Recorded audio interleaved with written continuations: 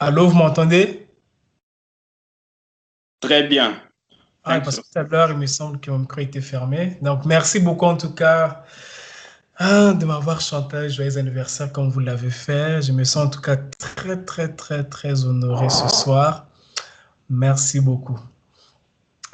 Et merci beaucoup à Frère Godson pour tout ceci. Et merci particulièrement de m'avoir invité pour venir parler à l'épouse de la Russie. Alors tout à l'heure, je disais que si tout le monde éteint son micro, je vais me sentir vraiment seul. Surtout que je suis déjà très fatigué parce que vous imaginez que je n'avais pas dans ma tête que je pouvais prêcher aujourd'hui. Mais je l'ai fait parce que je suis esclave du Seigneur. Ma vie ne dépend pas de moi. Ma vie appartient au Seigneur Jésus-Christ. Donc quand il veut quelque chose, je m'incline à sa volonté. Donc, je suis rentré un peu tard, mais voilà, je me suis efforcé d'être là. Donc, si ceux qui peuvent avoir leur micro ouvert peuvent ouvrir leur micro, comme ça, au moins, le fait que je sente qu'il y a des personnes qui sont là, qui peuvent me soutenir, ça me fera du bien. Parce que si tout le monde éteint son micro, je vais me sentir tellement isolé. Et ça Le va mien est ouvert vraiment. aussi. Ok. Merci beaucoup. Bien sûr, c'est suffit que ceux qui vont ouvrir leur micro veillent aussi à ce qu'il n'y ait pas de bruit parce que l'une des choses qui me dérange le plus quand je prêche, c'est le bruit. Parce que je pense que la parole, c'est une affaire de la vie éternelle. Et quand on parle de la parole, je crois qu'on doit vraiment être attentif. On ne doit pas être là à faire autre chose, à écouter juste comme ça en diagonale, en même temps qu'on écoute la parole. On est sur WhatsApp, on est sur Facebook. Franchement, je pense que c'est pas tout à fait normal. Ça montre même la considération que nous avons pour la parole quand nous agissons de cette manière-là. Donc pour moi, quand on écoute la parole, on se consacre vraiment à la parole. Tout ça prend pas beaucoup de temps. Et après, on pourra penser à faire autre chose parce que la parole, c'est la vie éternelle. Parfois, dans tout ce que je vais dire, il y a juste un seul mot qui est vraiment destiné à toi. Et ça sera très malheureux pour toi que tu puisses manquer ce mot-là. Et n'oublions pas que le diable fera tout ce qu'il peut pour que tu n'écoutes pas ce que tu dois écouter, ce qui est vraiment pour toi. Il va te distraire. Et comme nous connaissons déjà que nous avons un ennemi, le diable, qui va nous distraire, alors nous, faisons le contraire de cela, soyons concentrés pour la parole de Dieu. Vous allez aussi m'excuser de temps en temps parce que là, je suis un peu enroué aussi. Mais je crois que Dieu fera grâce. Amen. Alors, nous allons juste dire un mot de prière à Dieu. Jésus est le vrai roi de mon cœur. Lui seul règne en moi. Je vis par la foi, libre de tout lien, plus que vainqueur. Oh oui, oui, Jésus est le vrai roi de mon cœur. Oh Jésus, Jésus est le vrai roi de mon cœur. Lui seul règne en moi. Je vis par la foi. Oh oui, libre de tout lien, plus que vainqueur. Oh oui, Jésus est le vrai roi de mon cœur. Ô Seigneur Jésus-Christ, tu es réellement le vrai roi de mon cœur. Tu es le vrai roi du cœur de mon frère. Tu es le vrai roi du cœur de ma sœur, Seigneur. Père céleste, ce n'est pas en vain que nous sommes rassemblés ce soir, Seigneur, pour parler de toi, car tu nous rassembles. Oh Père céleste, nous voici réunis dans ta présence, ô Dieu de gloire. Nous te prions simplement, Père céleste, d'accomplir, ô Dieu de gloire, ta volonté parfaite pour nous ce soir. Ô Dieu, nous nous remettons à toi. Là où nous avons failli, Seigneur, regarde-nous au travers du sang. Ô Père, notre désir ce soir, c'est qu'à l'issue de l'écoute de la parole, nous ayons une marche encore plus rapprochée de toi. Accorde ta grâce, Père. Au nom de Jésus-Christ, nous te prions, ô Jésus, de bénir cette réunion. Manifeste-toi puissamment, Père. Je crois de tout mon cœur, ô Dieu, que nous sommes rassemblés autour des promesses. Et tes promesses sont infaillibles, Père. Accorde-le au nom de Jésus-Christ. Nous t'avons prié, Père, et croyons que tu nous as accordé tout ce que nous t'avons demandé. Merci Seigneur Jésus, que ta présence, ô Père, soit remarquable pour chacun de nous, quel que soit là où il se trouve, Seigneur. Manifeste-toi puissamment, ô Dieu de gloire, que personne, ô Dieu de gloire, à l'issue de cette prédication, ne puisse rester ce qu'il était avant la prédication, Seigneur. Accorde-nous ta grâce au nom de Jésus-Christ, le nom le plus puissant, le nom par lequel nous avons la victoire. Merci Seigneur. Amen. Que Dieu soit béni. Je me sens en tout cas très bien dans la présence du Seigneur. Je crois que c'est la même chose pour vous aussi. Nous allons simplement nous tenir debout, quel que soit là où nous sommes, pour honorer la parole de Dieu alors que nous allons lire la parole. Nous allons lire dans le livre de Proverbes, au chapitre 18, le verset 10. Et puis, nous lirons dans le livre d'Ésaïe, le chapitre 32, le verset 12. Donc, Proverbes 18, 10, puis Ésaïe 32, 1 à 2. Voilà, c'est Ésaïe 32, 1 à 2. Nous lisons ceci. Proverbe 18, 10. Le nom de l'Éternel est une tour forte. Le juste s'y réfugie et se trouve en sûreté. Je vais encore le relire. Le nom de l'Éternel est une tour forte. Le juste s'y réfugie et se trouve en sûreté. Ésaïe 32, 1 à 2. Alors le roi régnera selon la justice et les princes gouverneront avec droiture. Chacun sera comme un abri contre le vent et un refuge contre la tempête. Comme des courants d'eau dans un lieu desséché, comme l'ombre d'un grand rocher dans une terre altérée. Nous allons encore prier le Seigneur. Pendant que nous allons prier, s'il y a une personne qui a une requête, quel que soit ce que c'est, elle peut simplement l'exprimer en sa main. Et le Dieu qui sonde les cœurs et les reins, le Dieu omniscient, verra ta main, quel que soit où tu te trouves. Prions le Seigneur.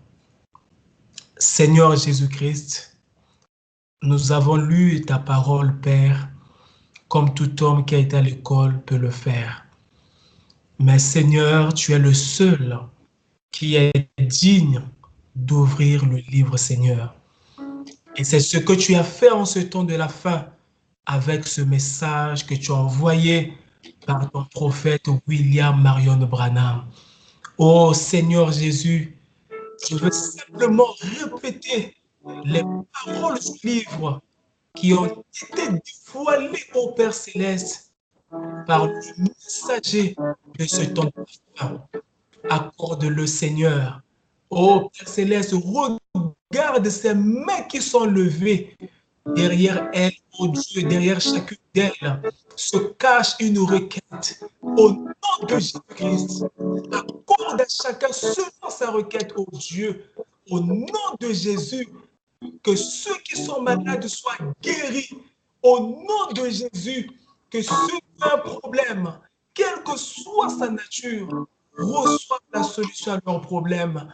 Au nom de Jésus-Christ, que ceux qui recherchent le véritable baptême du Saint-Esprit dans l'âme soient scellés dans leur âme, ô Dieu, jusqu'au jour de la rédemption.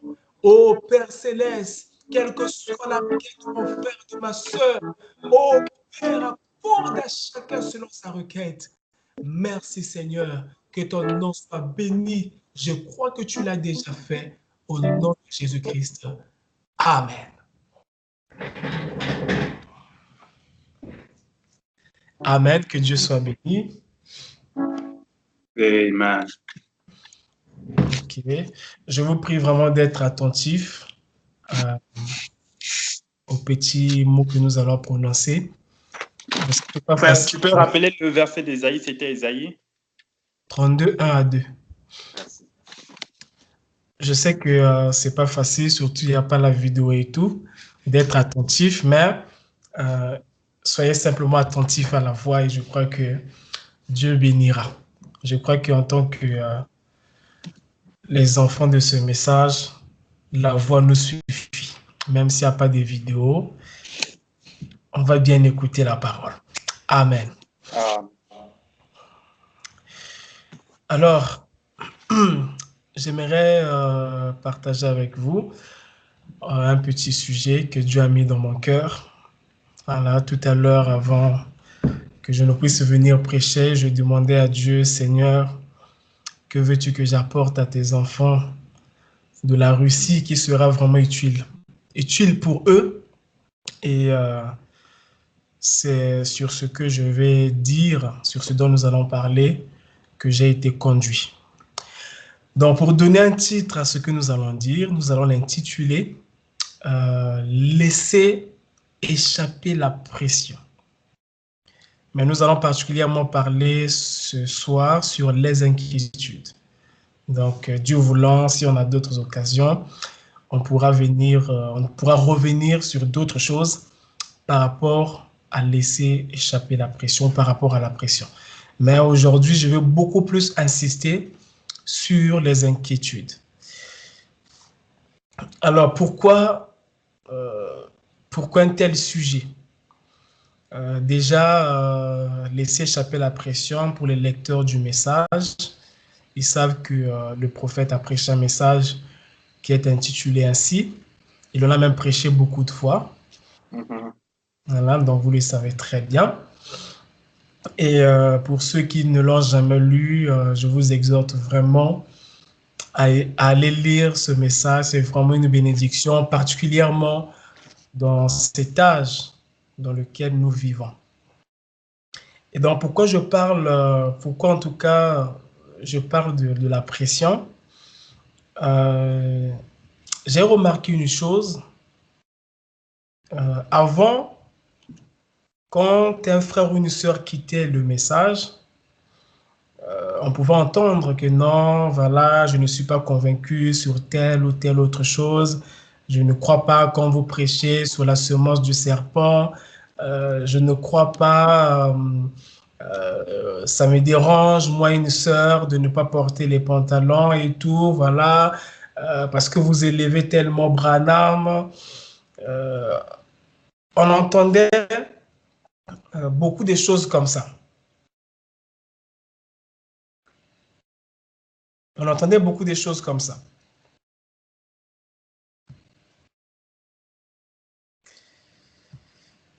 Et c'est ça qui faisait que les gens puissent nous quitter. Bon, ça existe jusqu'à aujourd'hui. Par contre, on peut facilement remarquer une chose depuis un certain moment, c'est cette catégorie des gens.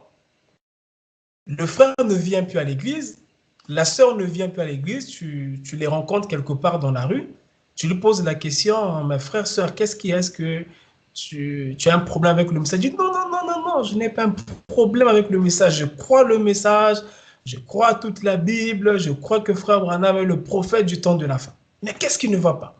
Ah, frère, tu sais, j'ai traversé telle situation, j'ai prié, prié, prié, prié. Dieu ne m'a pas répondu et ça m'a refroidi. Ou je voulais me marier avec telle sœur, mais Dieu ne me l'a pas donné. Ou ça fait longtemps que je suis dans ce message, j'attends le mariage, Dieu ne me donne pas, voilà, l'âge commence à avancer, alors je ne sais pas qu'est-ce que je peux faire maintenant. Ou simplement, voilà, je souffre, je n'ai plus d'argent, je n'arrive plus à manger comme je veux. Et on a de plus en plus cette catégorie-là, où je ne comprends pas pourquoi Dieu permet que je puisse passer par telle chose, pourquoi seulement moi.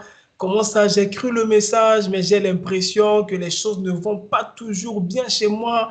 Quand je veux ça, Dieu ne me donne pas. Quand je fais quelque chose, ça ne marche pas, ainsi de suite. Et c'est des raisons que nous entendons de plus en plus. Donc, des personnes qui nous disent qu'elles n'ont rien contre le message, mais seulement c'est les circonstances de leur vie ou des choses qu'ils vivent qui leur amènent dans cet état-là ou qui font que ils ne puissent plus venir à l'église, qu'ils se refroidissent et tout. Donc, ce que nous allons prêcher, ça va entrer un peu dans cette catégorie-là. Une manière de montrer qu'il y a beaucoup de problèmes que nous avons, en fait, c'est nous-mêmes qui les avons créés. Et moi, quand je vois souvent des frères qui parlent comme ça, il y a toujours une question qui me vient. C'est celle de demander au frère ou à la sœur, mais toi, tu dis que tu as ça, tu as tel problème, tel problème, tel problème. Est-ce que ces problèmes-là, c'est le message qui les a créés? Pourquoi tu penses que si tu quittes le message, tu auras la solution à tes problèmes? Et souvent, on pense que c'est ça la solution. Dès qu'un frère ou une sœur, ça ne va plus dans sa vie, il pense que la solution, c'est de ne plus aller à l'église. Il pense que la solution, c'est de ne plus se connecter pour suivre les réunions. Il pense que la solution, c'est de quitter le message. Et ça, c'est une erreur que nous commettons. Parce que si nous sommes des enfants de Dieu, notre bénédiction est liée à ce message et pas ailleurs. Amen. Même si tu passes beaucoup de temps dans la souffrance, sache-le que le jour où ta bénédiction viendra, elle viendra dans le pays. C'est comme Naomi. Elle était dans son pays. Les choses n'allaient plus bien pour elle. Amen. Et comme décision qu'elle avait prise, c'était de quitter le pays. Et remarquez, quand elle a quitté le pays, la Bible n'a pas dit que les choses se sont arrangées pour elle. Non. Non, non. Frère, surtout quand vous êtes un véritable enfant de Dieu, ne vous hasardez pas de quitter la parole. Amen. Parce que vous allez tout simplement vous tirer beaucoup d'autres ennuis. Comme ce qui est arrivé à Naomi. Elle a perdu son mari. Elle a perdu ses enfants. Et remarquez une chose. Quand le temps de la bénédiction est venu, la bénédiction n'est pas venue à Moab. Mais la bénédiction est venue dans le pays. La bénédiction est venue à Bethléem. Il fallait qu'elle retourne dans son pays. Dieu n'a pas dit, bon, comme maintenant la bénédiction est venue, donc je vais venir là où tu es à Moab pour te bénir là-bas. Non. Il y a un endroit pour la bénédiction. Et si tu veux bénéficier de la bénédiction divine, il faut être dans l'endroit de la bénédiction. Amen. Et non pas ailleurs. Et aujourd'hui, l'endroit de la bénédiction, c'est la parole. C'est le message de l'heure. si tu veux être béni malgré tout ce que tu peux vivre, quelles que soient les choses qui peuvent arriver dans ta vie, tiens ferme, reste là dans la parole, parce que ta bénédiction viendra de là. Amen. Amen. Donc voilà un peu ce qui m'amène, me motive à parler de ce dont nous allons parler. Frère Branham dit dans la brochure « Laissez échapper la pression », celle qu'il a prêchée le 18 mai 1962, il dit au paragraphe 17. Je lis un peu au milieu du paragraphe. Il dit, si Satan peut une fois vous amener à être sous pression, il vous a pratiquement vaincu. C'est vrai. C'est court, hein, je peux relire. Si Satan peut une fois vous amener à être sous pression, il vous a pratiquement vaincu. C'est vrai. Et c'est ce que Satan fait. Il nous amène sous la pression.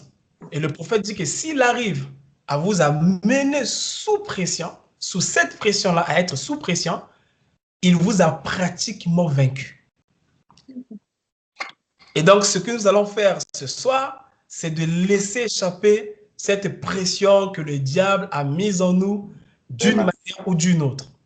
Et nous allons beaucoup plus insister sur les inquiétudes. Nous allons tout d'abord voir ce que c'est. Nous allons voir ce que les inquiétudes engendrent.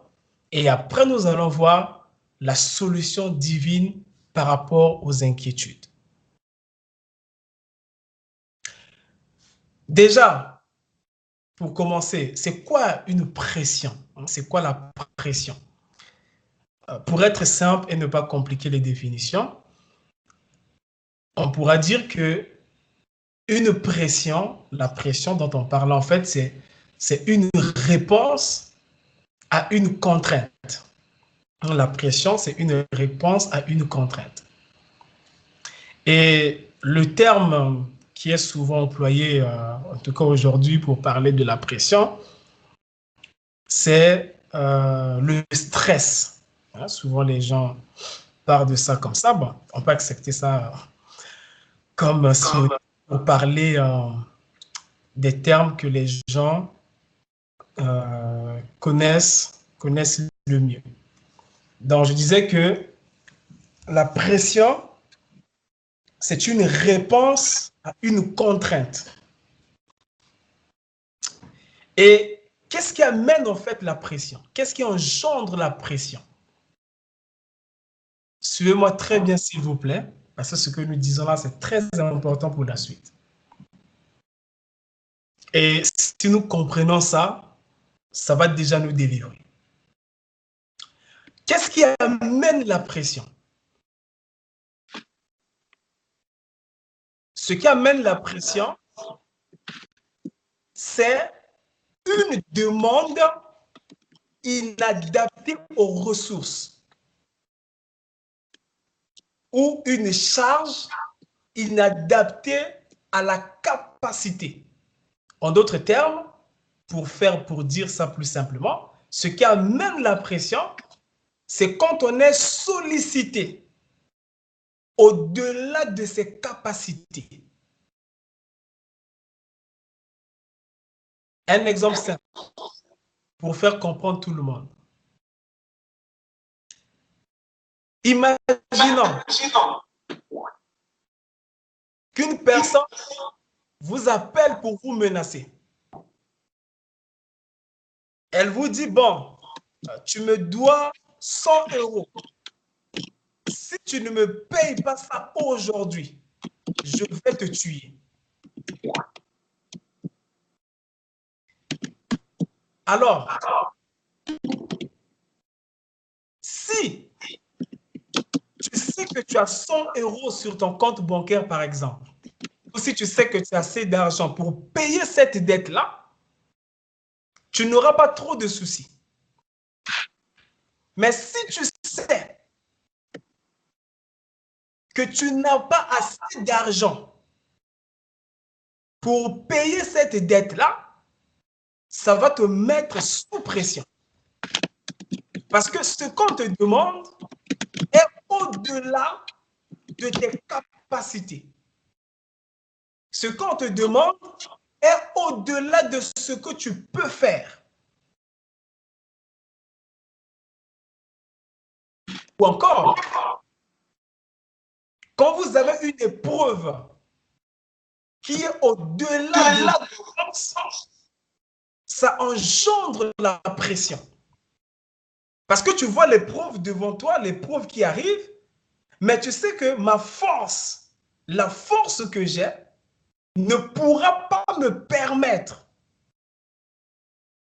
de vaincre cette épreuve, d'affronter cette épreuve. À ce moment-là, tu te mets sous pression parce que tu penses que la force que tu as n'est pas adaptée à l'épreuve qui est devant toi. Je ne sais pas si tout le monde me comprend. Et ça amène la pression. Et je répète, ce n'est pas pour rien que j'insiste, parce que c'est très important. Rien que comprendre ça, ça peut déjà te délivrer de la pression. Je reprends pour ceux qui n'ont pas bien saisi. Je disais que ce qui amène la pression, c'est une demande inadaptée aux ressources. C'est quand on pense qu'on lui demande plus que ce qu'on a. Quand on a une charge au-delà de nos capacités. Et ça mène la pression. Si vous savez, par exemple, que vous avez de l'argent pour acheter quelque chose à manger, vous n'allez pas trop vous poser des questions sur ce que vous allez manger demain.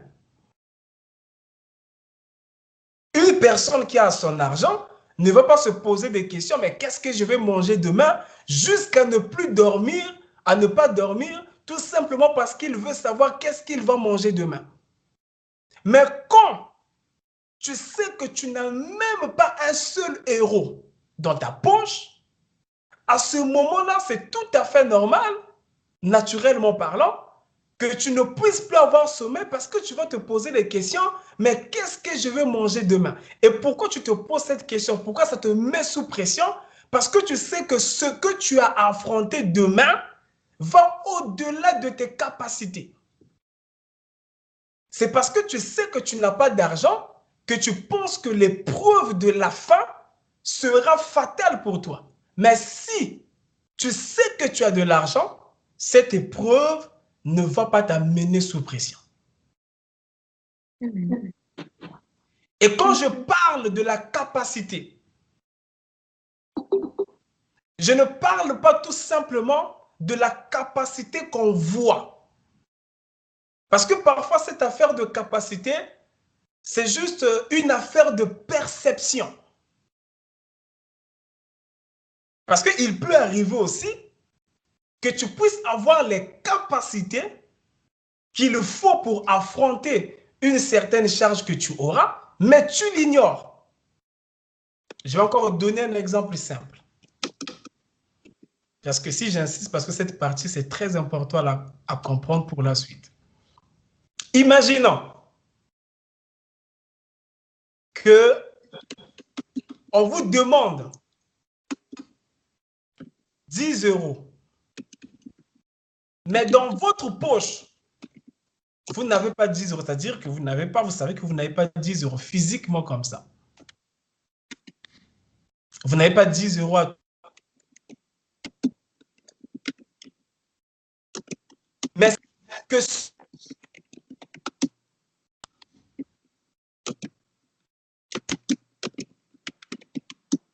Ah là, ça fait du bruit, il y a une personne qui tape au clavier et ça me dérange.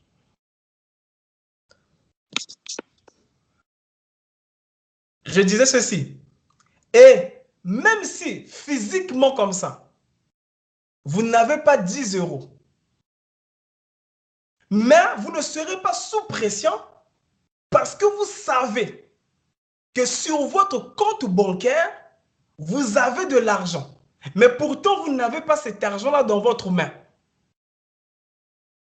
Pourtant, vous ne voyez pas cet argent-là. Vous ne sentez pas cet argent-là.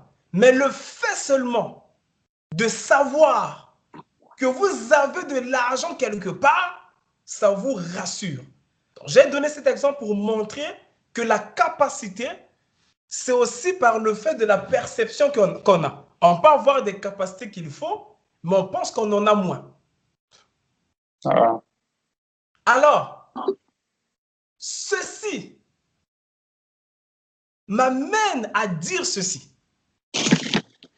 Par rapport à tout ce que nous avons dit, je répète encore une fois, nous avons dit que la pression vient de la demande, d'une demande qui est inadaptée à nos capacités ou à nos ressources. Et si on s'en tient à cela, alors un chrétien ne doit jamais être sous pression. Pourquoi? Parce que la Bible nous montre que dans la vie du chrétien, il n'aura jamais quelque chose qui sera au-delà de ses ressources. Déjà, le diable qui est notre ennemi, la Bible dit ceci dans 1 Jean 4,4. Vous, petits enfants, vous êtes de Dieu et vous les avez vaincus parce que celui qui est en vous est plus grand que celui qui est dans le monde. Donc, si celui qui est en moi, le Seigneur Jésus-Christ, est plus grand que celui qui est dans le monde, alors je ne vois pas qu'est-ce qui peut me mettre sous pression. Parce que ma capacité, mes ressources sont au-delà de tout ce qui est dans le monde. Et la Bible ajoute ceci dans 1 Corinthiens 10, 13. Aucune tentation ne vous est survenue qui n'ait été humaine. Et Dieu, qui est fidèle, écoutez, ne permettra pas que vous soyez tentés au-delà de vos forces. Oh, merci Seigneur. Donc, d'après la Bible, en tant qu'enfant de Dieu, toute épreuve, ou, en d'autres termes, en tant qu'enfant de Dieu, ma force est supérieure à l'épreuve qui est devant moi. Oh, je ne sais pas si quelqu'un saisit ça. Amen.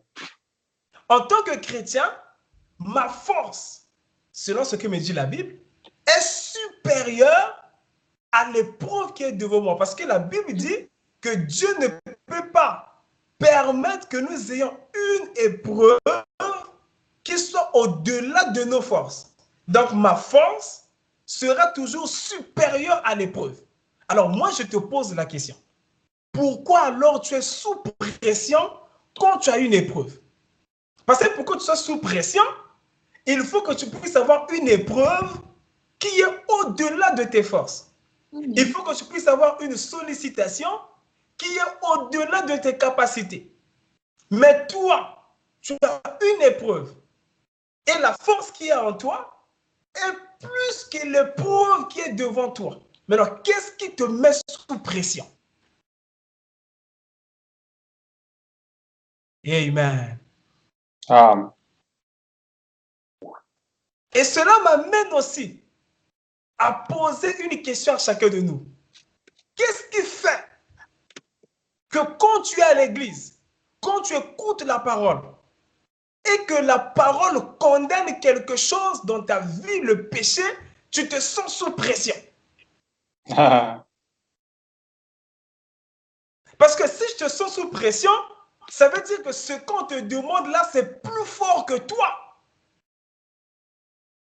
Mais si ce n'est pas plus fort que toi, tu ne dois pas être sous pression parce que je sais qu'il y a des sujets, quand on les touche, quand tu regardes même les visages des gens, tu sens qu'ils disent que ça, moi, je ne peux pas. Mais qui t'a dit que tu ne peux pas? Et d'ailleurs, si on voit ça d'une autre manière, Si quand on prêche la parole, on touche quelque chose, on dit que ça, ce n'est pas conforme à la parole, tu te sens sous pression, quelque part, ça peut aussi être la preuve que tu n'as pas le Saint-Esprit. Parce que Frère Branham nous a enseigné que quand le Saint-Esprit vient en nous, c'est pour enlever tous ces je ne peux pas. Amen. Amen. Et si toi, il y a un je ne peux pas qui paraît plus grand que toi, quelque part, ça veut dire que tu es plus faible que ça. Ah. Et c'est le Saint-Esprit qu'il te faut. Amen. Amen. Et ceci nous amène à comprendre l'importance de savoir qui on est. Parce que quand on ne connaît pas ses capacités, on va trembler devant n'importe quoi. On va trembler devant n'importe quelle épreuve. Amen. Tout simplement parce qu'on ne connaît pas ses capacités. Et donc, c'est très important pour un chrétien de connaître qui il est. Et d'ailleurs, c'était aussi le secret de la victoire de Jésus-Christ. C'est parce qu'il connaissait sa position. C'est parce qu'il connaissait ce qu'il était. Il connaissait ce que la parole disait qu'il était. Et quand une épreuve venait, il n'avait pas à trembler. Parce qu'il sait que la parole a dit ceci de moi. Et par rapport à cela, le diable ne peut pas me vaincre. Mais pourquoi toi, tu trembles devant n'importe quelle situation? Quelque part, tu ne connais pas vraiment ta position. Et je pense que c'est un travail que nous devons faire.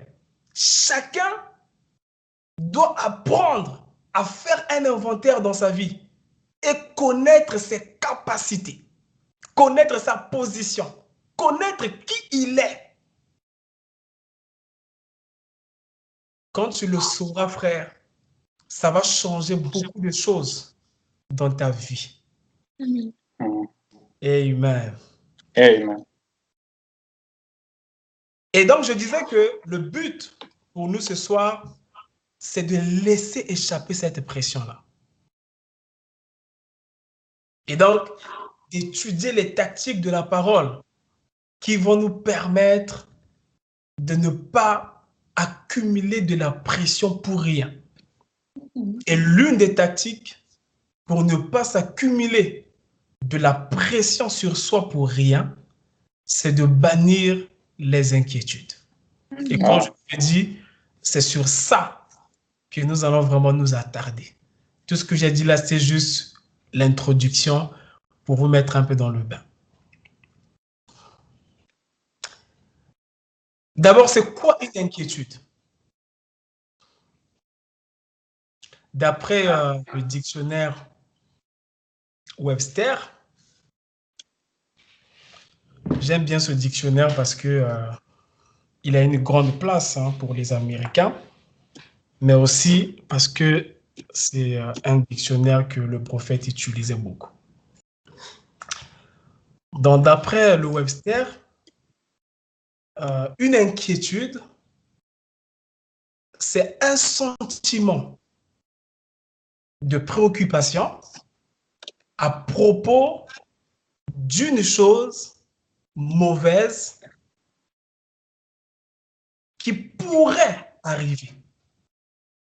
Je répète.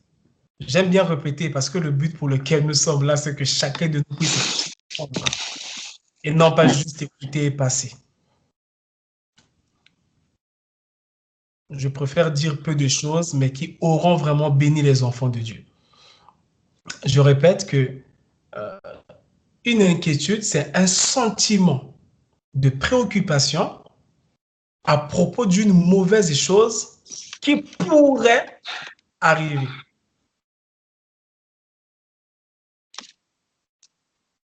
Et Donc, si vous voulez, pour faire un peu simple encore une fois de plus, c'est donc un ensemble peut-être de pensées, d'images, euh, de doutes qui portent sur des événements futurs, bien sûr futurs et négatifs, certains étant peu probables, pardon, et d'autres plus peut-être. Et comme synonyme de l'inquiétude, on peut trouver la peur, les soucis, les tourments, l'anxiété, l'angoisse, le pessimisme. Et comme antonyme, donc des mots qui ont un sens contraire de l'inquiétude, on peut citer par exemple le calme, la paix, la quiétude, le repos, la tranquillité. Et avant d'aller plus loin, j'aimerais insister sur quelque chose pour enlever simplement les extrémismes, hein, pour qu'on puisse être équilibré. Il y a une inquiétude qu'on peut qualifier d'inquiétude positive. Parce que je ne veux pas qu'à la fin de la prédication, je puisse produire des personnes qui sont négligentes. Quand on va leur dire quel est ton projet pour demain, non, bah on a prêché qu'on ne doit pas s'inquiéter des choses qui vont arriver. Donc moi, je ne sais pas, je vis seulement comme ça, j'attends ce qui va arriver. Non, ce n'est pas ce que je suis en train de dire. Vous allez bien comprendre ce qu'on attaque là par la parole. Donc, il y a une inquiétude qu'on peut qualifier de positive, c'est celle en fait qui nous permet de prévenir des situations futures. Cette inquiétude qui nous permet de trouver les solutions, de se préparer et d'élaborer des stratégies pour affronter des situations futures. Et j'insiste que c'est une sorte d'inquiétude qui nous permet de trouver les solutions. Et j'insiste sur ça. Par contre, l'inquiétude que nous allons attaquer, donc je reviens encore une fois de plus en arrière, l'inquiétude qu'on peut qualifier de positive, c'est celle en fait qui est normale. Par exemple, je peux me dire, bon, le mois prochain, j'ai tel projet, qu'est-ce que je dois faire pour affronter par exemple, tel événement? Est-ce que je dois avoir des économies? Peut-être, voilà, le mois prochain, ça peut arriver, peut-être que j'aurai comme ça. C'est tout à fait normal. Ça fait partie de la vie. Et ce n'est pas de ça que nous sommes en train de parler. Donc, nous ne sommes pas en train de former des négligents. Ça, c'est tout à fait normal. Surtout quand ça permet de trouver des solutions. Maintenant, l'inquiétude que nous sommes en train de combattre, qu'on peut qualifier d'inquiétude négative, c'est celle-là qui est toujours présente. C'est-à-dire, c'est quelque chose qui te commence à te préoccuper à tout moment. C'est une inquiétude qui est permanente. Et là, je vais encore insister, une inquiétude qui t'empêche de trouver les solutions. Je ne sais pas si quelqu'un me saisit. Donc, en fait, c'est une inquiétude qui t'amène à te focaliser sur le problème plutôt que sur la solution. Donc, tu es dans un état où tu penses aux choses qui pourraient arriver, mais toi, ce qui t'intéresse, c'est juste le problème, mais pas la solution. Ah, peut-être que ça pourrait m'arriver. Ah, peut-être. Et tu es maintenant dans cet état-là d'inquiétude, pensant que peut-être que ça ou telle autre chose pourrait m'arriver. Et ça, c'est très dangereux. Et donc, nous, en tant que chrétiens,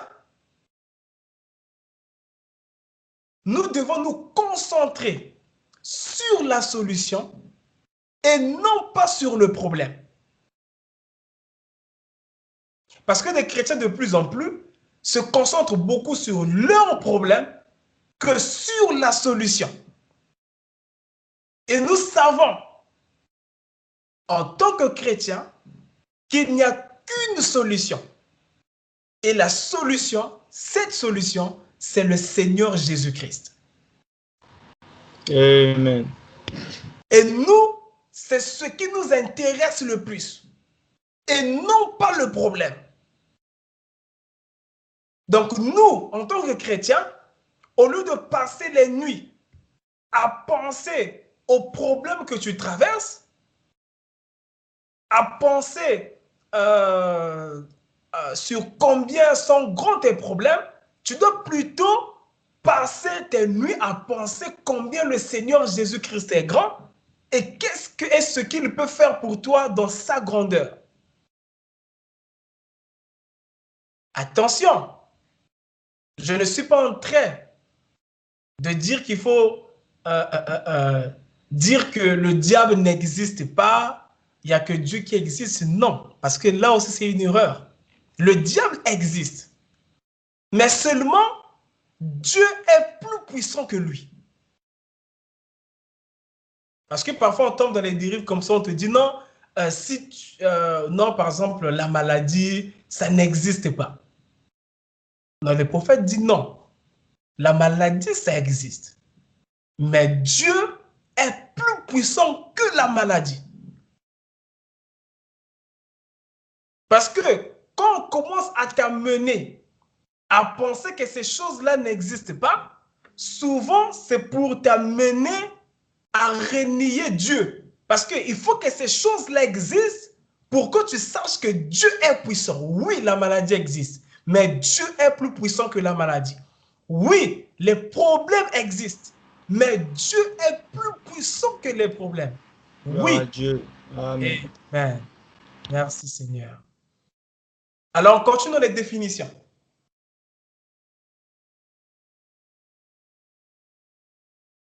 On peut encore dire qu'il y a deux types d'inquiétudes. J'essaie un peu de faire que ça soit un peu logique comme ça pour aider les gens à bien comprendre ce que nous allons dire dans la suite. C'est très important de comprendre. Alors, il y a une inquiétude qui est le résultat d'un vrai problème. Qu'est-ce que je veux dire par là? C'est-à-dire que tu vas à l'hôpital, tu fais des examens, on trouve que tu as le sida. Il y a un vrai problème, c'est-à-dire le problème existe. Et ça te met sous pression parce que tu commences à dire que non, je vais mourir, parce que tu as entendu ce que c'est le sida et tu penses que le sida est plus fort que toi. Et comme le sida est plus fort que toi, ça te met sous pression. N'oubliez pas ce principe-là. Et tu penses que le sida est plus fort que toi, ça te met sous pression. Mais là, tu es sous pression parce qu'il y a vraiment un véritable problème. Alors, cette sorte d'inquiétude peut se justifier pour une personne qui ne connaît pas le Seigneur Jésus-Christ. Parce qu'il va dire, mais le problème est là, on m'a vu que j'ai le sida. Donc, qu'est-ce que tu veux que je pense? C'est tout à fait normal que je puisse m'inquiéter, que je meure et tout. Ça peut se justifier pour une personne qui ne connaît pas Dieu. Mais pour le chrétien, cette sorte d'inquiétude ne se justifie même pas, bien que le problème soit réel. Parce que pour nous, le sida n'a pas la même connotation qu'une personne qui ne connaît pas Christ. Pour lui, c'est une maladie compliquée, c'est une maladie dangereuse, mais pour nous, nous savons que nous avons un Dieu qui a dit qu'il nous guérit de toutes nos maladies. Amen. Qu'il n'y a pas une seule maladie qui ne puisse être guérie par le Seigneur Jésus-Christ. Donc là encore, si on reste dans le principe, ça ne justifie pas les inquiétudes, ça ne justifie pas la pression. Parce que mon Dieu est plus grand que mon problème, que le problème soit réel ou pas. Parce que souvent on se dit, bon, mais le problème est là, le problème est réel, qu'est-ce que vous voulez que je fasse? Le problème est bien là. Mais n'oubliez pas non plus, le prophète nous a enseigné que le chrétien ne regarde pas ce qui est visible. Le chrétien regarde à l'invisible. Ton véritable état, ce n'est pas ce que tu vois. Ton véritable état, c'est celui que tu crois. Oh, merci Seigneur. Et un autre type, c'est qu'en fait, il n'y a pas vraiment un problème. On a vu que le premier, c'est quand il y a un problème réel. Comme par exemple, tu as le cancer et tout, ça te met dans tous tes états. Mais il y a aussi un type où il n'y a pas vraiment de problème. Mais c'est juste une anticipation d'un problème qui pourrait arriver, mais qui est très peu probable pour le moment. Un exemple simple. Par exemple, il y a eu une maison qui a brûlé à côté de chez toi. Une maison a brûlé, les gens sont morts et tout. Et toi, tu n'arrives plus à dormir parce que tu penses que ça peut aussi t'arriver. Mais pourtant, tu peux même vivre 100 ans là, ta maison ne va jamais brûler. Mais juste par peur, tu commences à anticiper des problèmes qui n'existent même pas. Ah, peut-être que ça peut m'arriver aussi. Ou tu peux par exemple entendre, ah, une sœur a mis au monde, mais après l'enfant est mort. Et toi aussi, tu commences à penser que ça peut t'arriver, que quand tu vas mettre au monde, peut-être que ton enfant aussi va mourir. Ou une sœur qui ne met pas au monde, et toi, tu commences à dire, ah, est-ce que moi aussi je vais mettre au monde? Ça commence à te mettre dans tous tes états, alors que le problème n'est même pas là. Donc, tu anticipes des problèmes qui n'existent même pas, des problèmes qui sont même très peu probables qu'ils arrivent, mais toi, tu souffres pour ça. Par exemple, tu as un enfant qui emprunte les voitures, les cars scolaires pour aller à l'école, et tu entends par exemple qu'un car scolaire, un bus scolaire a fait un accident quelque part, les enfants sont morts, et toi, chaque jour que ton enfant va à l'école, tu as peur qu'il meure lui aussi, comme ça par un accident.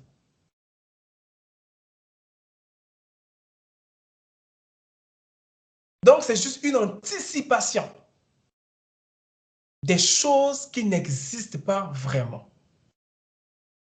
Amen. Donc là, c'était juste pour donner des définitions. J'espère que tout le monde a bien compris. Et là, maintenant, je vous prie d'être encore plus attentifs. Donc là, je vais parler rapidement de ce qu'est les inquiétudes, du danger des inquiétudes dans la vie d'un chrétien.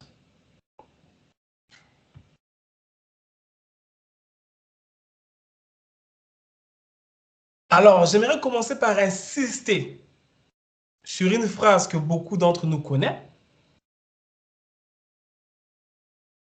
Pourquoi je vais insister sur ça? C'est parce que les chrétiens ont tendance à penser que parce qu'ils s'inquiètent sur leurs problèmes, parce qu'ils se plaignent sur leurs problèmes, Dieu aura pitié d'eux et finalement leur accordera la solution à leurs problèmes. Mon frère, ma soeur, sache que ça n'arrivera jamais comme ça. Jamais. C'est pas parce que tu t'inquiètes que Dieu aura pitié de toi pour t'accorder ce que tu veux. C'est ainsi que le prophète nous dit que les inquiétudes n'ont pas de vertu.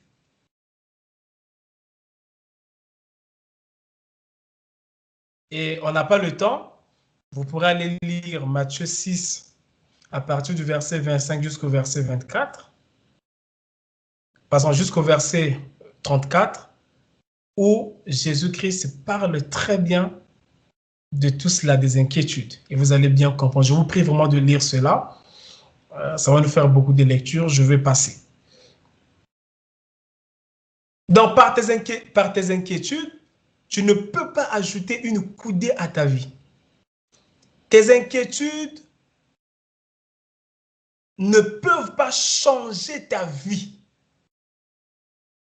Tes inquiétudes ne peuvent pas apporter la solution à ton problème. Le prophète dit dans la brochure L'amnésie spirituelle, au paragraphe 15, il dit « L'inquiétude n'a en elle aucune vertu du tout. » Non. C'est-à-dire l'inquiétude, elle ne peut rien faire, elle ne peut rien vous apporter. Tout ce que l'inquiétude peut faire, c'est d'aggraver ton problème. Mais pas le changer. Frère continue de dire non. Laissez simplement tomber l'inquiétude et accepter la foi. Quelqu'un a dit, eh bien, qu'en serait-il alors si on vous fusillait ce matin? N'allez-vous pas vous inquiéter? Donc, si par exemple, on vous dit qu'on va vous fusiller demain, n'allez-vous pas vous inquiéter? Le prophète répond, j'ai répondu non, je ne pense pas. J'ai dit, l'inquiétude ne peut me faire que plus de mal. Donc ton inquiétude, tout ce qu'elle peut faire, c'est plus de mal. C'est d'aggraver ton problème. C'est de détériorer encore plus ta situation.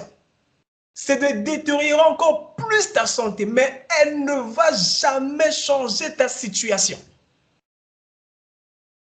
Et le prophète continue. Eh bien, à quoi sert-il d'avoir la foi? J'ai répondu, elle pourrait me délivrer. C'est vrai. L'inquiétude n'a en elle aucune vertu. Mais la foi a toutes les vertus. Croyez. Oh, j'aime ça. Merci Seigneur. Les inquiétudes n'ont en elles aucune vertu. Mais la foi a en elle toutes les vertus. Donc, au lieu de s'inquiéter, la parole, Dieu te demande de croire. Amen. Parce que la foi, elle change les situations. Elle a toutes les vertus. Même si on dit qu'on va te fusiller ce matin, la foi peut changer la situation. Mais l'inquiétude ne fera rien du tout.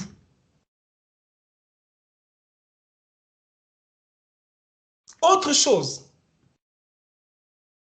ce que vous craignez, ça vous arrivera.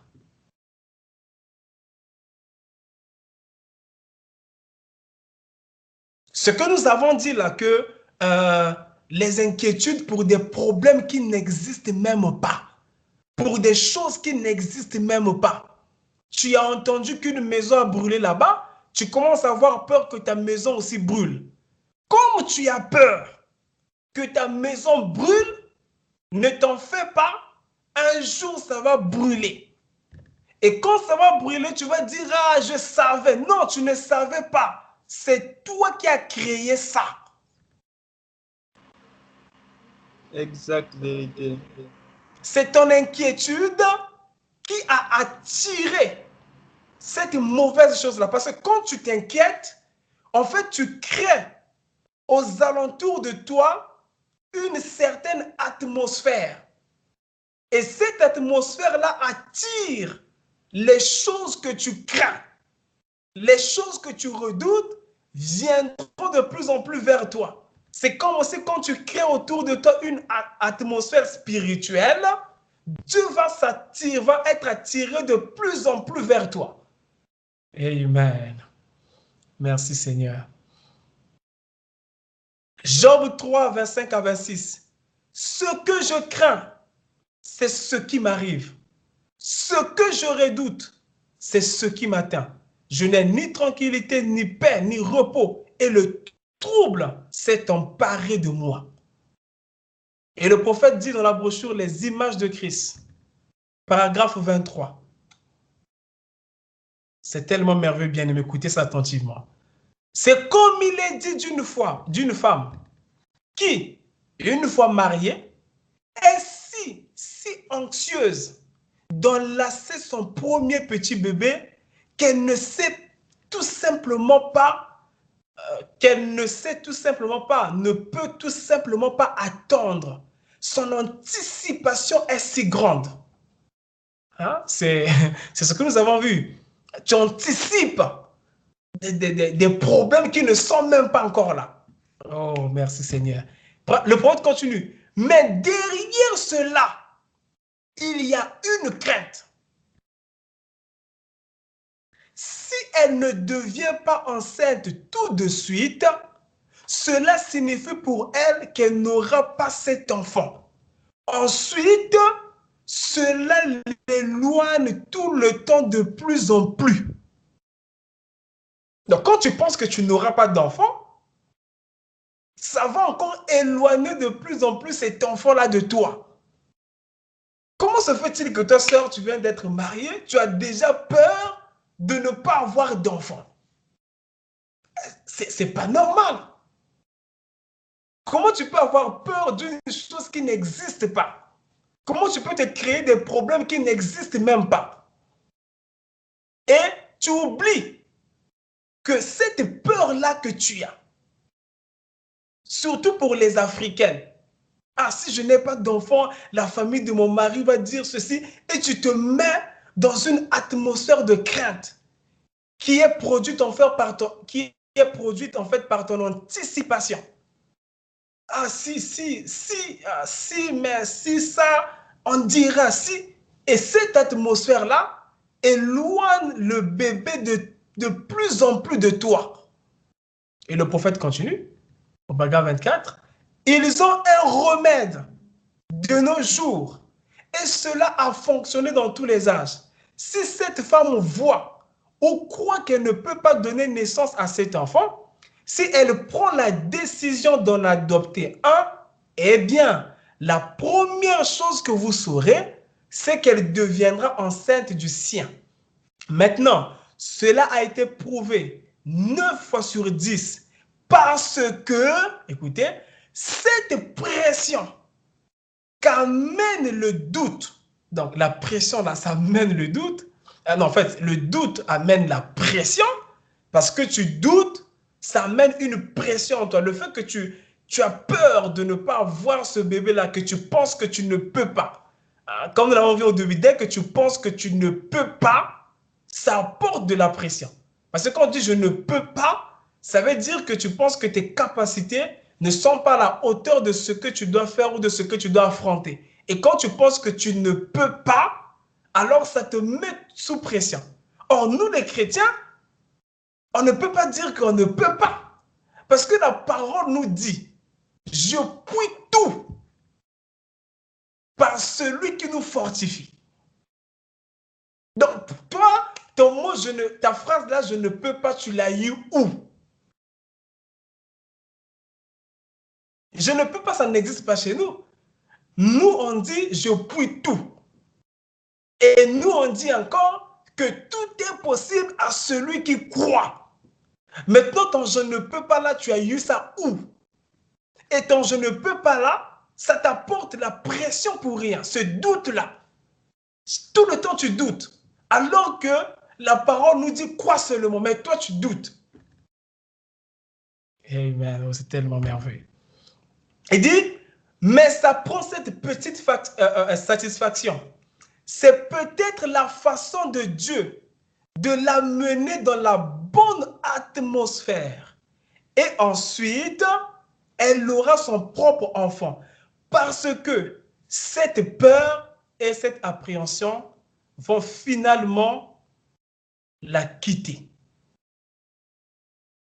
Donc voilà, ce que tu crains, ça t'arrivera. Et autre chose, les inquiétudes empêchent la croissance spirituelle. Quand tu es tout le temps dans les inquiétudes, tu vas remarquer qu'il y aura une stagnation dans ta marche spirituelle, dans ta croissance spirituelle. Parce que les inquiétudes ne peuvent pas aller ensemble avec ta croissance spirituelle. Je lis rapidement dans Marc 4, le verset 18 et 19, là où le Seigneur Jésus-Christ parle de la semence qui tombe à différents endroits. Et là, il va maintenant dire, au verset 18, « D'autres reçoivent la semence parmi les épines. » Écoutez, ce sont ceux qui entendent la parole, mais en qui les soucis du siècle, ou même les inquiétudes du siècle, la séduction des richesses et l'évasion des autres convoitises étouffent la parole et la rendent infructueuse.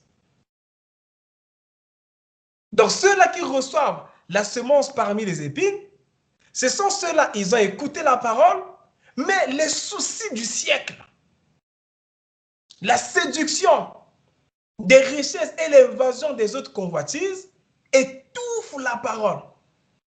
Et comme ça étouffe la parole, alors ça fait que la parole ne puisse pas être fructueuse dans leur vie, que leur croissance spirituelle ne soit pas normale.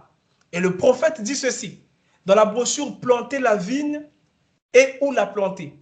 Et il dit au paragraphe 59, « Les gens ne croient pas au fait de pousser les cris.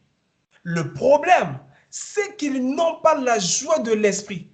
Et les joies des eaux de la vie peuvent couler. » C'est ça, tout le problème du Branham Tabernacle.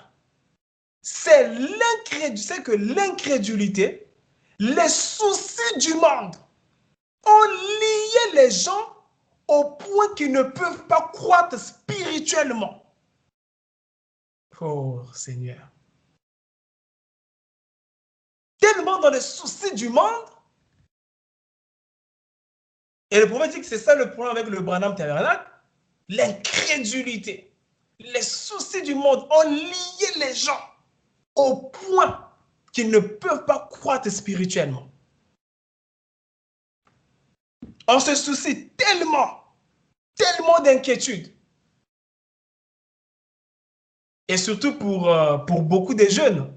Quand malheureusement on commence à penser au mariage, je ne sais pas. Parce que frère, quand vous pensez à quelque chose et que cette chose-là commence à empêcher votre marche spirituelle normale, ça montre que votre approche n'est pas bonne. Et on remarque de plus en plus, quand une sœur commence à se préoccuper du mariage de la mauvaise manière, ou à penser au mariage de la mauvaise manière, à ce moment-là, vous voyez que la sœur, elle perd le zèle, la sœur, elle n'a plus le goût de prier, tellement de soucis, tellement des inquiétudes, mais je veux me marier quand? Avec cet âge qui avance comme ça, et ça empêche que tu puisses aller de l'avant avec Dieu. Des soucis, ça va empêcher ta marche spirituelle. Et quand quelque chose commence à t'empêcher à croître spirituellement, il faut te poser des questions. Il y a quelque chose qui ne va pas. si c'est quelque chose qui te préoccupe au point où tu ne peux même plus prier, tu ne peux même plus lire la parole. C'est comme si pour toi, s'il n'y a pas ça, ta vie n'a plus de sens. Mais j'aurais bien voulu que tu puisses avoir cette attitude-là pour rechercher la nouvelle naissance. Dieu serait dans la joie de te voir plutôt. Avoir cette attitude quand il faut chercher le Saint-Esprit. Où tu dis, Seigneur, c'est ça ou rien. Où tu n'as plus de goût de ce monde parce que tu veux à tout prix le recevoir. Mais aujourd'hui, ces attitudes-là, on ne les voit plus pour des choses qui sont conformes à la parole. Les gens ont des attitudes comme ça seulement pour des choses qui sont contraires à la parole. Parce que le frère ne trouve pas le travail, il pense que c'est la fin du monde, il n'a plus le goût de prier, parce qu'il est malade, il a tout perdu, parce qu'il pense qu'il n'est pas encore marié ou que ça tarde tellement. Ces choses-là, ces soucis-là, ça nous empêche de croître normalement.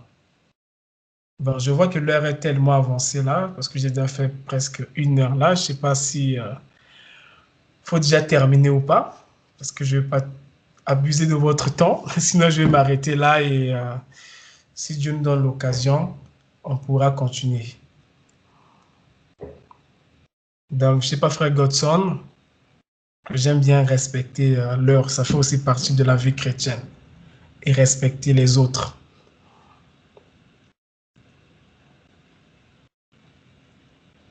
Frère Godson n'est pas là? Je suis là, frère, j'avais bloqué le micro, ça ne va pas. Tu peux aller jusqu'à 30 au moins, frère.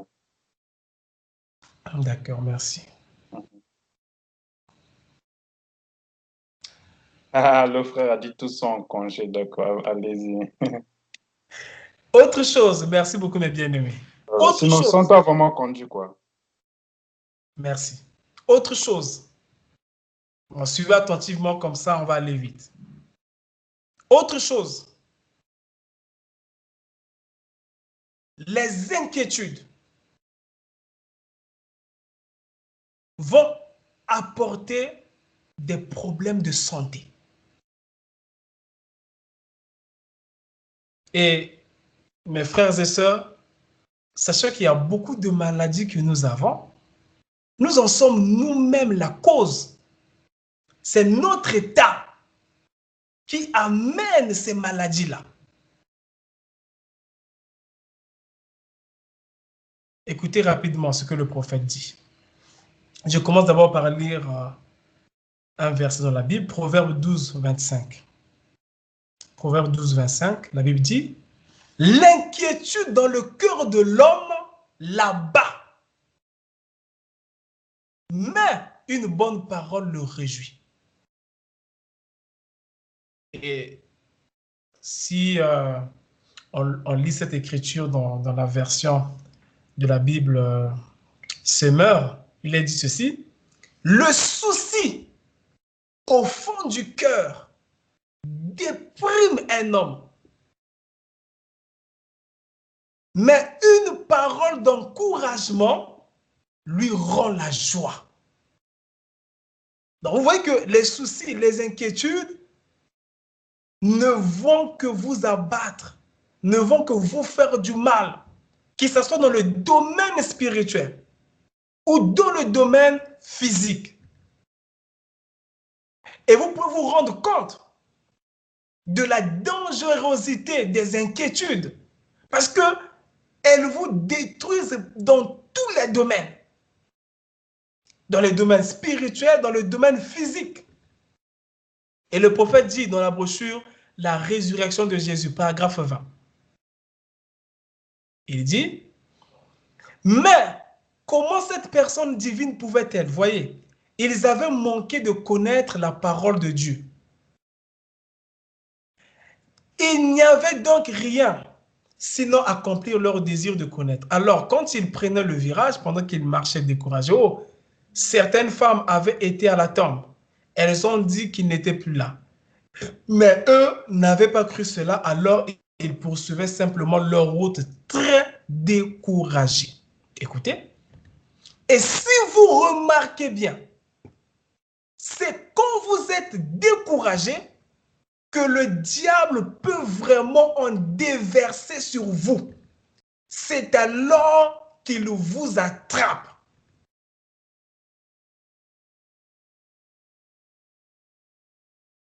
Mes frères, quand vous êtes découragé, faites très attention. Parce que vous êtes vraiment disposé pour le diable. Quand vous êtes découragé, quand ça ne va pas, quand vous êtes faible, vous êtes vraiment disposé pour faire des choses qui sont contraires à la parole. Et le prophète continue dit, si vous venez à l'église et que vous dites, eh bien, je ne sais pas si je vais aller mieux ou pas. On a prié pour moi 2 fois. Oh là là, vous feriez tout aussi mieux de rentrer à la maison, c'est tout. Mais quand vous mettez cela de côté, Dieu ne veut pas que vous soyez renfrognés. Dieu veut que vous soyez heureux. Le cœur humain a été créé pour être heureux. Et le prophète insiste, les soucis causeront le cancer.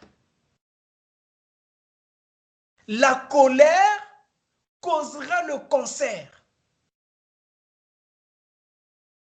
Voilà ce que les soucis font.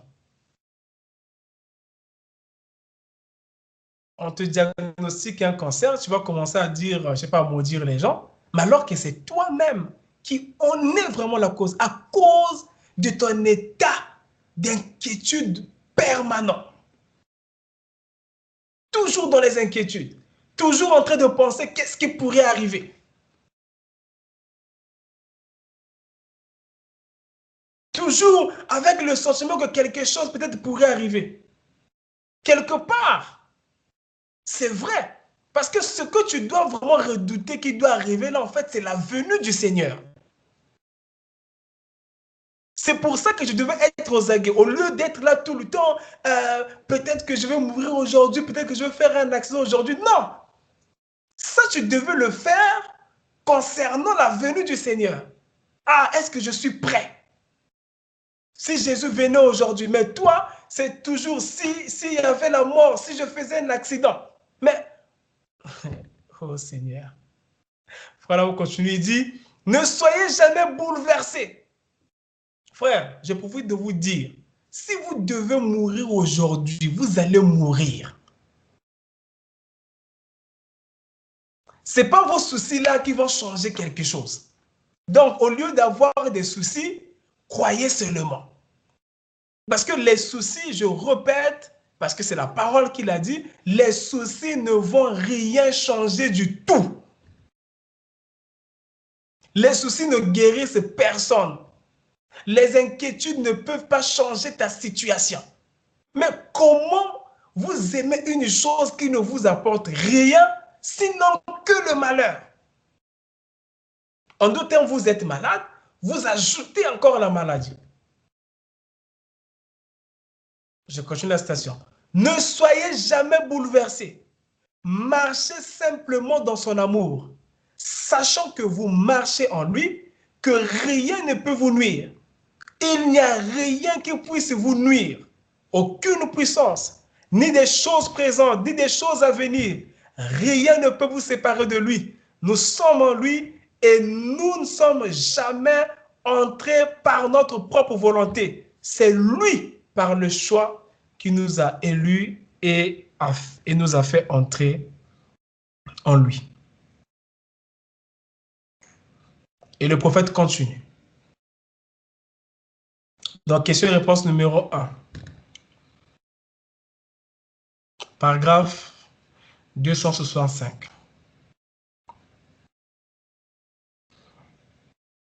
On va reprendre la citation là après. On va la reprendre, on va la continuer. On va d'abord lire une partie, après on va la continuer. Le prophète, on pose une question au prophète. Cher frère Branham, ma femme et moi étions séparés. Elle me poursuit en justice pour obtenir le divorce. Elle n'est pas chrétienne, mais je crois le message et je veux qu'elle soit sauvée. Frère Branham va commenter et dit, oh, n'est-ce pas beau, n'est-ce pas beau? C'est un véritable esprit chrétien. Voyez-vous? Et qu'elle croit. Que dois-je faire? De plus, nous avons 2 garçons. Il a signé son nom. Écoutez la réponse du prophète. Frère, regardez, laissez-moi vous dire que si elle a l'intention de vous poursuivre en justice, pour obtenir le divorce, c'est Satan. Voyez-vous? Elle ne devrait pas faire cela. Mais si vous êtes chrétien et que vous n'avez rien fait au monde pour nuire à cette femme, alors c'est Satan qui fait cela. Il essaye seulement de vous déchirer. Maintenant, si elle est l'une des élus de Dieu, elle viendra à lui. Si elle ne l'est pas, écoutez maintenant, si elle ne l'est pas, ça ne vaut pas la peine de se faire du souci à son sujet. Vous écoutez bien le prophète. Et imaginez le cas, là c'est un cas de divorce.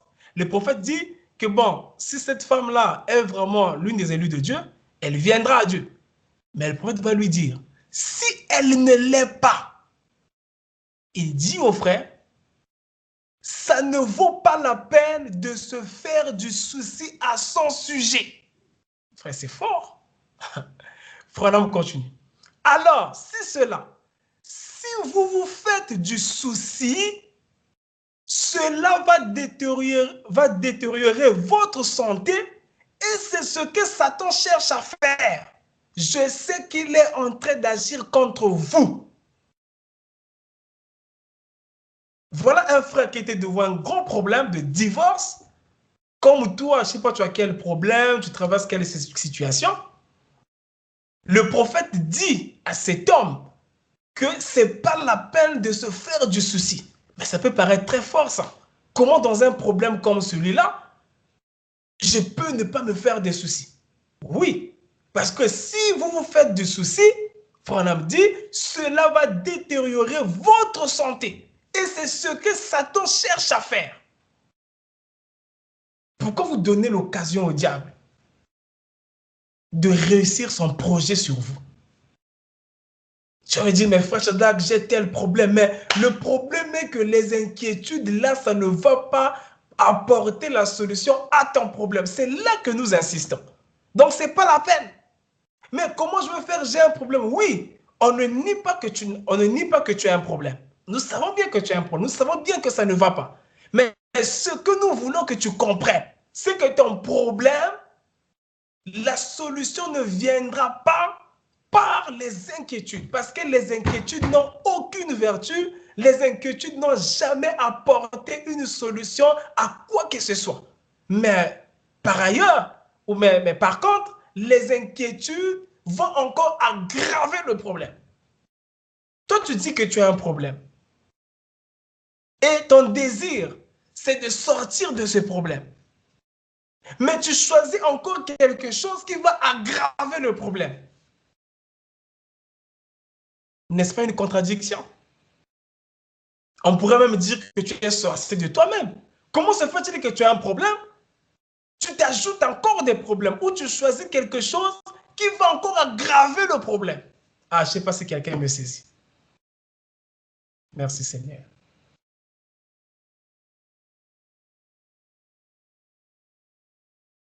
Et toi, tu penses que c'est comme ça que Dieu aura pitié de toi. Non. Parce que déjà, le fait de ne pas s'inquiéter quand on a un problème, même si le problème n'a pas encore la solution, mais vous êtes déjà mieux. Parce que c'est mieux un problème sans inquiétude qu'un problème avec inquiétude.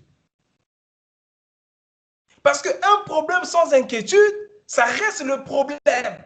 Mais un problème avec les inquiétudes, c'est le problème encore plus grave. Donc les inquiétudes ne font que venir ajouter, si vous voulez, du piment à votre problème. J'insiste. Oh, que Dieu me donne la voix d'un archange pour que vraiment ça puisse bien entrer en nous. Que l'inquiétude, les soucis, ça ne va jamais arranger ton problème. Ça ne va que aggraver ton problème. Il n'y a qu'une chose qui peut arranger ton problème, c'est la foi. Mais bizarrement, quand les gens ont des problèmes, ils n'aiment pas la foi, ils aiment seulement les soucis, les plaintes, les inquiétudes. Ce n'est pas normal. Comment tu peux aimer une chose qui va aggraver le problème? Quand quelqu'un a un problème et que quelqu'un d'autre vient aggraver ce problème, vous allez traiter ce quelqu'un d'autre de sorcier. Mais pourquoi toi, tu te fais sorcier de toi-même? Parce que les inquiétudes, ça aggrave les problèmes. Ça aggrave ton problème. Et je répète, mon frère, ma soeur, c'est pas parce que tu ne dors pas, tu as des soucis, tu t'inquiètes que tu auras la solution. Jésus ne disait pas que non, tes inquiétudes t'ont guéri, tes soucis t'ont guéri. Non, pas du tout. C'était ta foi t'a guéri. Pourquoi toi, tu veux être guéri par tes inquiétudes? Pourquoi tu veux que ta solution vienne par les inquiétudes? Elle ne viendra jamais par ce moyen. Le moyen par lequel la solution viendra, c'est la foi. Amen. Merci Seigneur. Oh là là, il me reste 2 minutes. Alors qu'on entre dans une partie très importante. Maintenant, on a montré ce que c'est les inquiétudes. On a montré ce que les inquiétudes peuvent engendrer. Maintenant, qu'est-ce qu'il faut faire? C'est ça qui est le plus important. Qu'est-ce qu'il faut faire alors? Avec les problèmes que j'ai, qu'est-ce que je dois faire? Quelle est l'attitude à avoir quand je traverse des moments difficiles?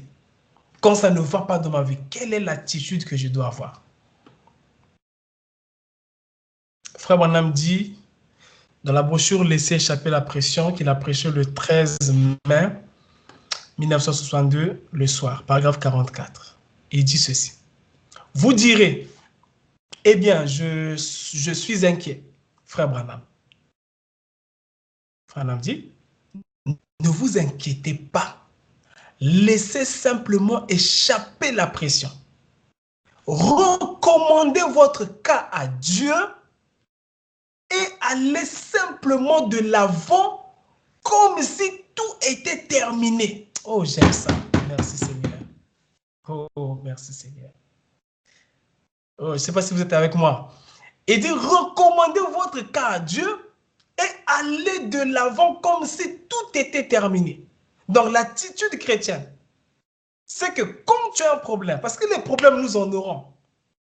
On n'a pas une écriture qui dit que parce que tu es un chrétien, tu n'auras pas de problèmes. Mais l'attitude chrétienne, c'est que quand un problème survient, tu vas à ton hôtel. Seigneur, voici le problème qui m'est arrivé. Seigneur, ça ne m'arrange pas. Voilà ce que ça va engendrer dans ma vie. Voilà, ça va engendrer ça, ça, ça, ça, ça et ça. Et moi, ce que je veux, c'est ça. Tu pries comme ça, au nom de Jésus-Christ, Amen. Et après ça, l'attitude après la prière, ça doit être que pour toi, la chose est déjà réglée. Ce n'est pas que tu as prié, mais tu continues à te plaindre, tu continues à t'inquiéter, tu continues à avoir les soucis. Mais non, la prière, elle doit être nourrie. Et elle va être nourrie comment? Par ta confession. Même si le problème est encore là, mais toi, tu dois confesser parce qu'il est dit qu'il est le souverain sacrificateur de notre confession. Pas de tes inquiétudes, pas de tes soucis, mais de ta confession.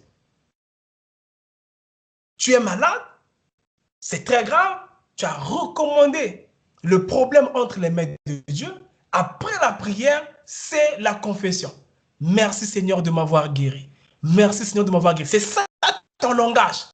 Non pas, non, comment seulement moi, le message là, moi, c'est seulement moi, c'est seulement moi. Frère, vous vous trompez, il y a toujours des gens qui ont plus de problèmes que vous. Et parfois, ces gens qui ont plus de problèmes que vous, c'est les gens pour lesquels vous croyez qu'ils n'ont pas les problèmes. C'est ça le problème que nous avons, nous. Tu vois l'autre frère, non, lui, il est toujours bien. Non. Parfois, lui a des problèmes plus que toi. Mais parce que son attitude est chrétienne, tu ne vois pas qu'il a des problèmes. Donc, je recommande cela à Dieu et je continue à nourrir cette prière. Pas par pas par les inquiétudes, pas par les soucis, mais par la confession. Comme quoi, la chose que j'ai demandé à Dieu m'a déjà été accordée. Oh là là, j'ai dépassé de 3 minutes. Bon, je vais m'arrêter là.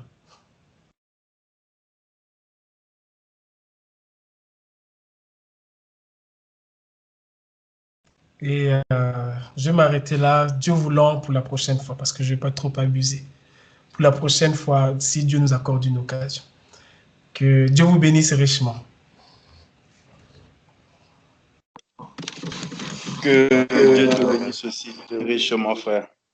Nous te remercions vraiment d'avoir consacré ton temps ce soir à nous bénir ainsi. On va chanter un cantique et je souhaiterais que le frère Shadrach puisse boucler la boucle par la prière. Donc on va juste chanter un cantique dans l'assemblée. Le frère Shadrach va encore prier.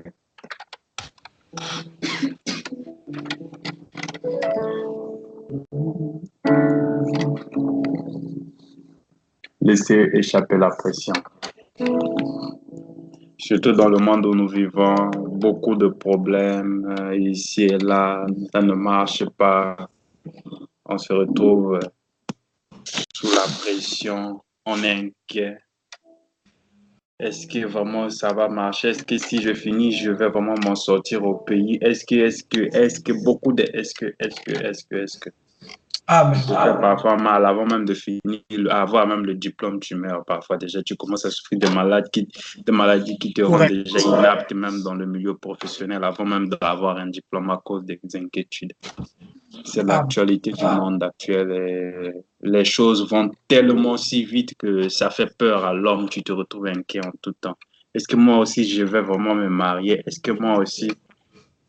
Mais Jésus-Christ dit que vous, les pères de ce monde, quand ton enfant te demande le pain, tu ne le donnes pas le serpent à la place du pain. Si méchant que vous êtes, vous agissez ainsi, à combien plus forte raison votre Père céleste dans les cieux donnera-t-il à ses enfants? Et l'avantage avec Dieu, c'est qu'il nous donne même sans pourtant que nous puissions le demander, parce qu'il connaît le désir de nos cœurs. Ça montre comment nous sommes censés être certains de Dieu, savoir que Dieu est Dieu. En tant que des hommes, nous sommes censés faire ce qui nous revient. Le frère Branham dit que Shadrach, Meshach, Abednego n'avaient pas de peur ni d'inquiétude parce qu'ils avaient accompli toutes les exigences de Dieu. Et ce qui restait pour eux, c'était d'attendre et voir Dieu descendre sur scène. Ça, c'est ce qui réjouit mon cœur. Quand le croyant sait que là, moi, j'ai fait ma part, pas d'inquiétude, je m'attends à Dieu. C'est ça la foi et c'est ce que le diable craint. Forbanam dit que Job a essayé de voir, il dit que j'ai essayé de faire des sacrifices quand tout n'allait pas bien, j'ai tout. Là, la femme vient parler, il dit tu parles comme une femme insensée. Il était stable, il n'y avait pas d'inquiétude. Il dit je sais que mon Rédempteur est vivant. Quand? Je ne sais pas, mais je sais une chose qui se relèvera, il se lèvera le dernier. Il n'y a pas d'inquiétude, nous savons. Quand on s'inquiète même, on est inquiet, c'est la preuve même, 1 + 2 que tu es incrédule.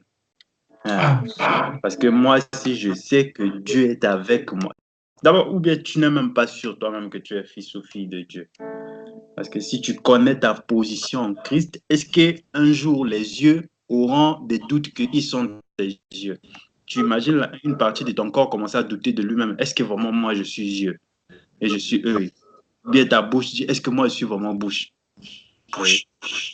Donc, c'est que cela, que je suis fils de Dieu. Peu importe la situation, mon Père est avec moi, c'est lui qui prend ma défense. Pas d'inquiétude. S'il a fait hier avec Job, pourquoi il ne fera pas avec toi? S'il a fait hier avec Shadrach, Meshach, Abednego, Daniel dans la fosse au lion, pourquoi pas avec toi? Il est le même Dieu, capable de te faire sortir de n'importe quel type de situation et problème.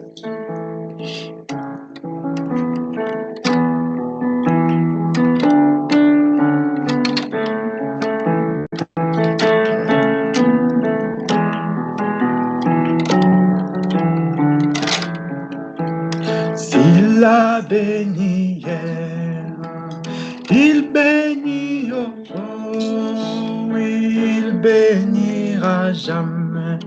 Jésus ne change pas. S'il a béni hier, il bénira jamais. Jésus ne change. Chantons, oui, hier, aujourd'hui, à jamais.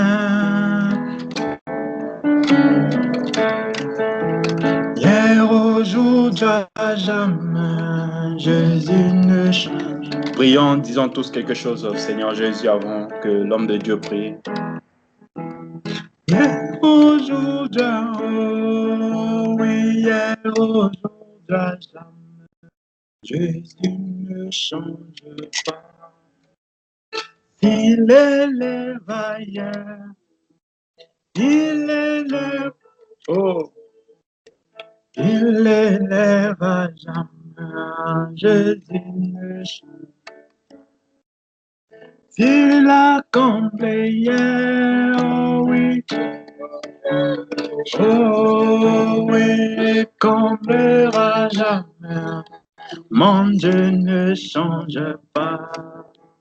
Hier, aujourd'hui, à jamais.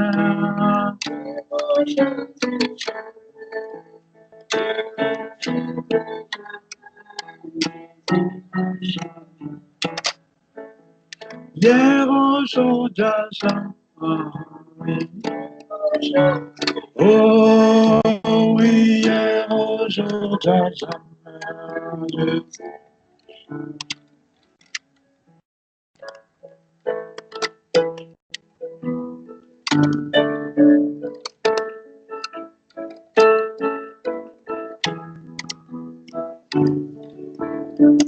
Shadrach, tu as le micro.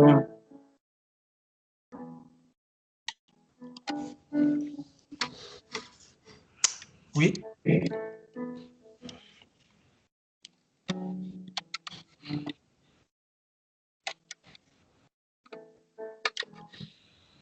Je peux prier? Oui, oui, frère. D'accord. Prions le Seigneur. Cher bien-aimé Père Céleste, nous te remercions pour cette grâce que tu nous as faite, Père Céleste, de parler de toi ensemble avec mes bien-aimés. Ô Seigneur Jésus-Christ, tu nous as montré, Seigneur Jésus, ô Père Céleste, que les inquiétudes détériorent notre santé, les inquiétudes empêchent notre croissance, que les inquiétudes, ô Père, ne nous apportent rien du tout. Ô Seigneur, nous te remercions pour ces vérités. Ô Père Céleste, nous n'avons pas eu le temps de bien développer ce que nous devons faire pour vaincre les inquiétudes. Mais Seigneur, je crois que le Saint-Esprit dans le cœur de chaque croyant continuera de parler sur ce merveilleux sujet, Seigneur. Ô Père, bénis chacun de nous, accorde-nous une délivrance totale, ô mon Dieu, mon roi, de la pression, des inquiétudes, Seigneur. Ô Père, nous savons que nos inquiétudes ne vont pas changer nos vies, mais la foi va changer nos vies. Ô Père Céleste, que les inquiétudes libèrent les cœurs de tes enfants et que Père Céleste, la foi prenne place, Seigneur. Remplis nos cœurs de foi, Seigneur. Remplis nos cœurs de foi. Ô Père, que tous les doutes puissent disparaître. Ô Père Céleste, que nos cœurs rempli de foi. Quand Seigneur Jésus, nous pouvons avoir une promesse, mon Dieu, en notre possession, que nous puissions la croire au Dieu de gloire, parce que nous savons que tes paroles de promesse sont infaillibles. Laisse, bénis l'épouse de la Russie, bénis mon frère Godson, ô Père céleste, ainsi que son épouse, Père. Ô Père, bénis-le d'une manière spéciale. Donne la sagesse, Seigneur, pour cette œuvre qu'il accomplit pour toi, la responsabilité que tu lui as donnée. Seigneur, nous te remercions pour cette réunion. Que la gloire et l'honneur te soient rendus au nom de Jésus-Christ. Amen. Amen.